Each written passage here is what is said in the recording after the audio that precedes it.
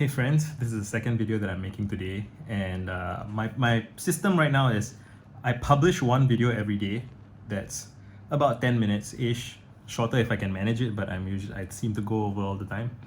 And the logic there is that, the average viewer views video for like 4 minutes-ish, 5 minutes-ish, people bounce.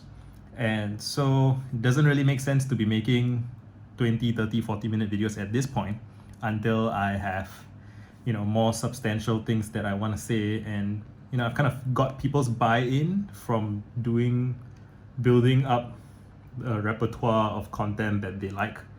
And, it's interesting to think about these things because, so what I just described is audience sensitivity, which is like, in a product marketing sense, it's thinking about the market rather than thinking about the product, which is, there are two separate things that are intertwined. And if you're a writer or you're a vlogger, you want to do what, or my values are, you want to do what you think is right and you think is good, but you also want to solicit feedback from people, and you also want to get people watching, and not necessarily all people, because you can never win over a global generic audience when you're small.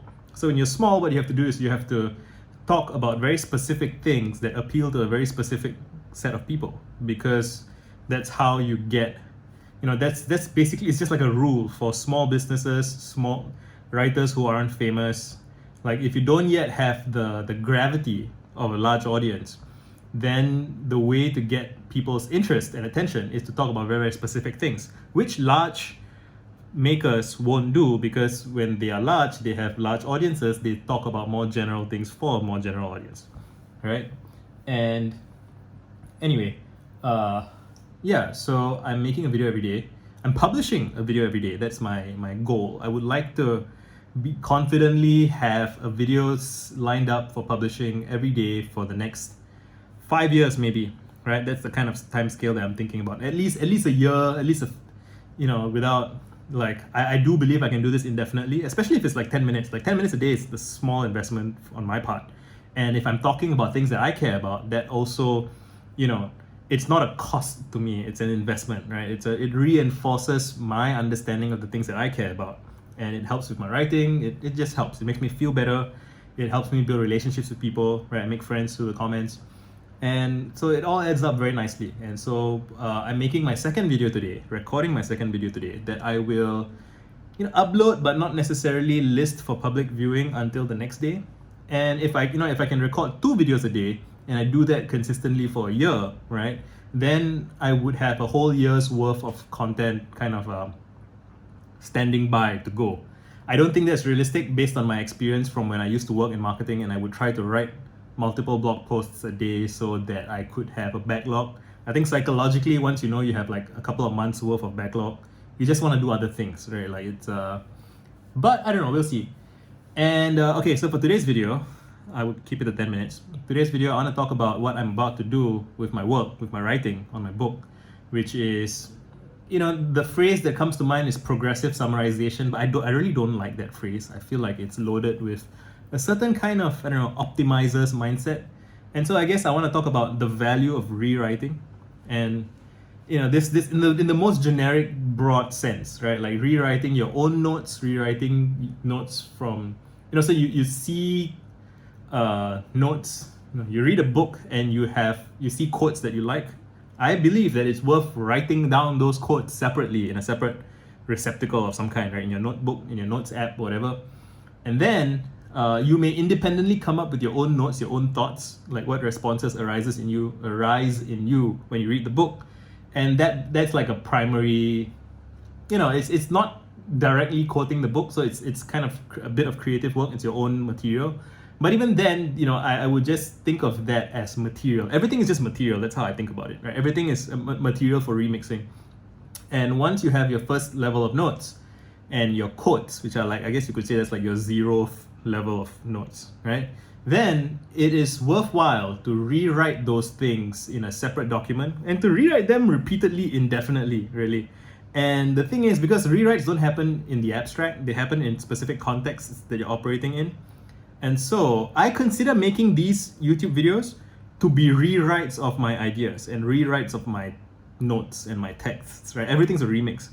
And an important thing to me when I'm making these videos is that the titles should be good and the descriptions should be good and they should be evocative. And the reason for that, you can frame it as an audience facing thing, but it's also an inward facing thing. I am the first audience member of my own work. I am my first reader, I am my first viewer. And so I want to satisfy myself as an audience member, right? I want to enjoy my own work. I want to get value out of my own work, even if nobody else does. And the cool thing is, so the thing that people trip up on, people want to be creators and they want to do what they think makes some nebulous, unknown audience happy. They try and it doesn't work because they misread what people want. Whereas if you make something that you want, right, and you genuinely like, statistically, there will be some other people in the world like you. So as long as you scratch your own itch and satisfy your own pain, right, there will be others like you, and so you can build an audience on that. Or you can try and help one specific other person, and then that will also, the same dynamic will play out. But the thing is to not try to appeal to a generic, nebulous, non-distinct kind of vague idea of what the audience is. It's like, it's people, it's myself, it's my friends, it's specific people that I have in mind, right? So what I'm going to do, I've been writing my ebook, Introspect, that's what it's called. I've been writing it for years now. I'm approaching the finish line, I feel. I've rewritten it multiple times.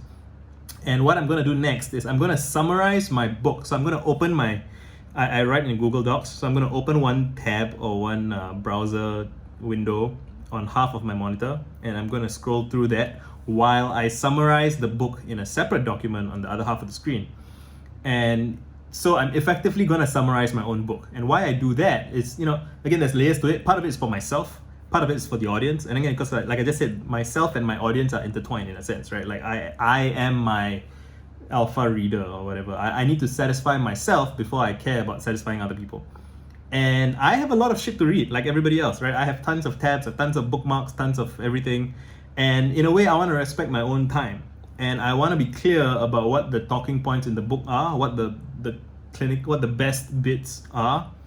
And the reason to write a book is because there's stuff that you can't quite condense into a tweet or a series of tweets, right? You want to take people on a journey. But even then, there will be memorable moments on that journey that evoke the rest of it, right? So that's something I believe. So it's like I often find myself kind of caught in between this conflict of ideas where some people say, oh, everything should just be, every book should just be a blog post, every blog post should just be a bunch of tweets, like everything should be summarized to be less and less. Yeah, sometimes not. And then some other people say, oh, you can't summarize art, like fiction is meant to be, it's the whole thing. You can't if you cut out snippets from the whole, you are not adequately doing justice to the whole, which is true as well. So there's elements of truth in both things. And how I navigate it is, I would like to make things more inviting, right? So every YouTube video's title, thumbnail, description, it can never adequately represent the book, the video itself, right? But you want to make it as compelling as possible, and it should be as true to the subject matter as possible. So you shouldn't be having clickbait where you pretend like you're going to talk about something but it's something else entirely. And again, that's my ethics and my values, and other people may have different ideas about how far you can go with that. But and I think the attempt is very worthwhile. Every single time you try to condense something big into something small, you're going to fail to some degree. But if you practice it and you do your best every time, over time you get better and better at identifying what are the kind of shiniest bits in the mass. And there is a certain magic that emerges from that. It's like a condensation process. It's like you're squeezing out the good stuff.